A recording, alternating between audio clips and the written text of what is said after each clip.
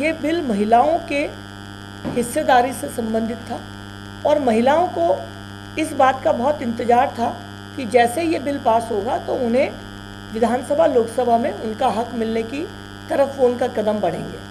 अब जब ये बिल जानबूझकर, जिसमें किसी का नुकसान नहीं था, फिर भी अगर इस बिल को साजिश करके गिराया है तो देश की बहनों को, देश की बेटियों को पता होना चाहिए कि इन विपक्षी दलों का चेहरा क्या है, ये कहते क्या हैं और करते क्या हैं।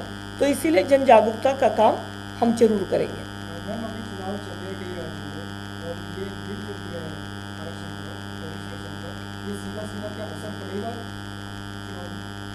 इस बिल का इन चुनाव से कोई संबंध नहीं है, क्योंकि इस बिल को लागू होने के लिए 29 के लिए हम बढ़ रहे थे। तो इस बिल के पास होने का, जैसा प्रधानमंत्री जी ने कहा कि फ़ायदा तो सबको हो सकता है कि बहनों को लगेगा कि जो राजनीतिक लोग कहते हैं वो करते हैं, लेकिन मुझे लगता है कि इस बिल से होने से सबका फ़ायदा हो सकता था। नुकसान सिर्फ हमारी जो बहनों का हुआ है, उनके हक में देरी का हुआ है।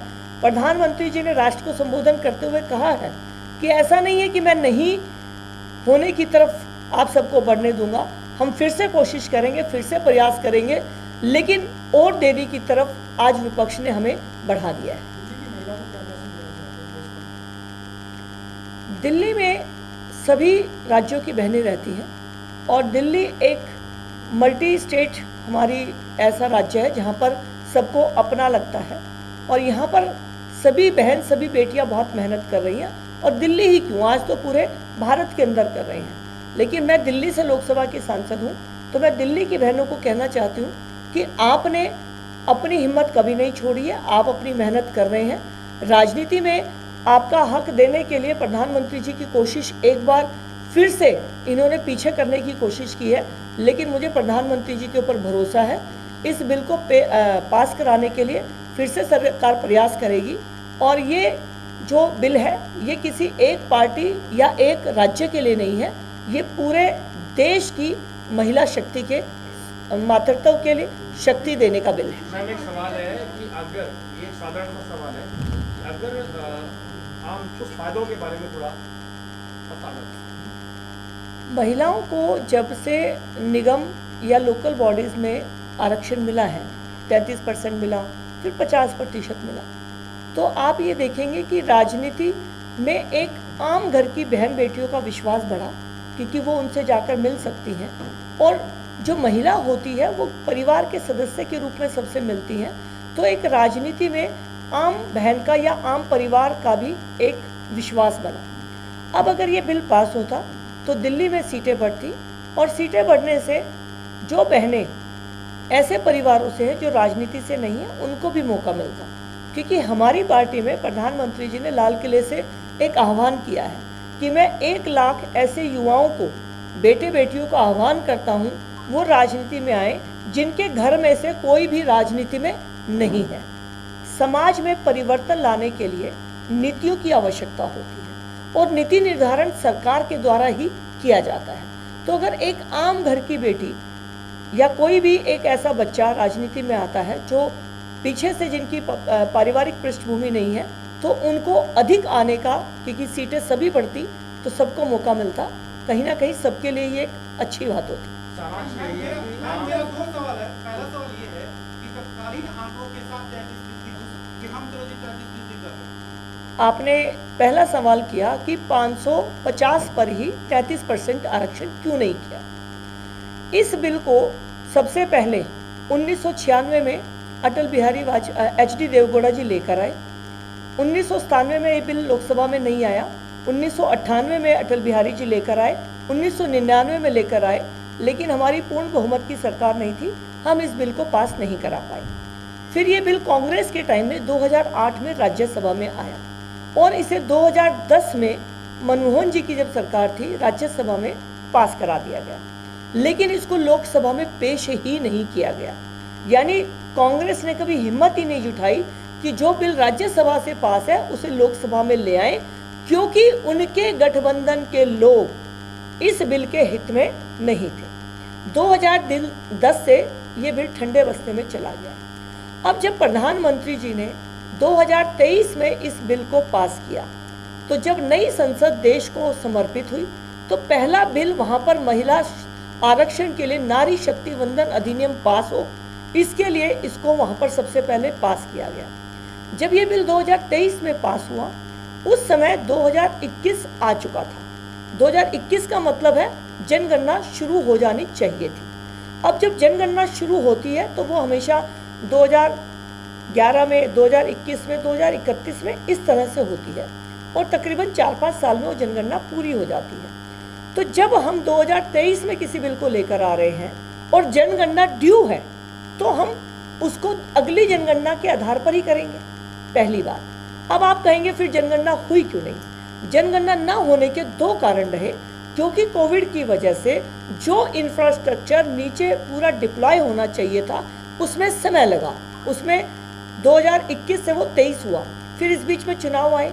चुनाव में विपक्ष ने कहा कि आप इसमें जाति जनगणना शामिल करिए, तो सरकार ने पहल करते हुए, कांग्रेस ने कभी नहीं की, जो 60 साल रहकर चले गए उन्होंने कभी जाति जनगणना नहीं करी, लेकिन हमारी पार्टी पर बार बार कहा कि जाति जनगणना कराइए और हमारी पार्टी ने स्वीकार कर लिया कि ठीक है कराते हैं।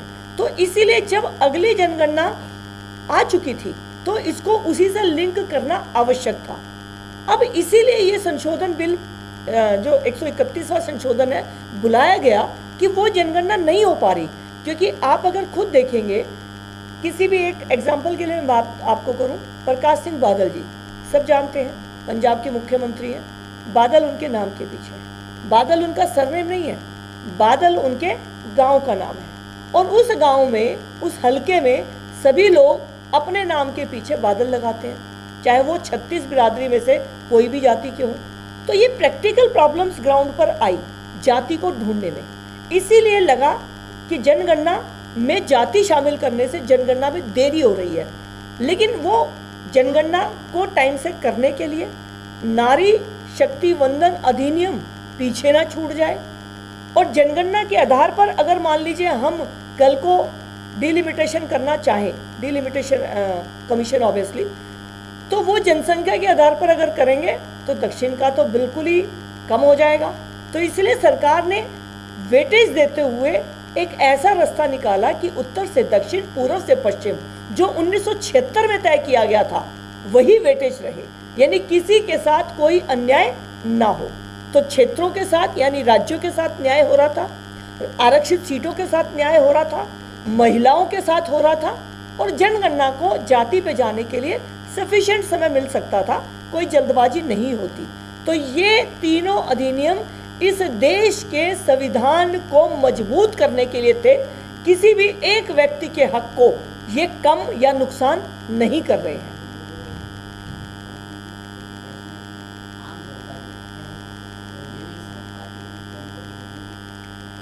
इस समय क्योंकि हम पश्चिमी दिल्ली लोकसभा में हम यहीं की बात करते हैं, पश्चिमी दिल्ली लोकसभा में वोटर है 26 लाख।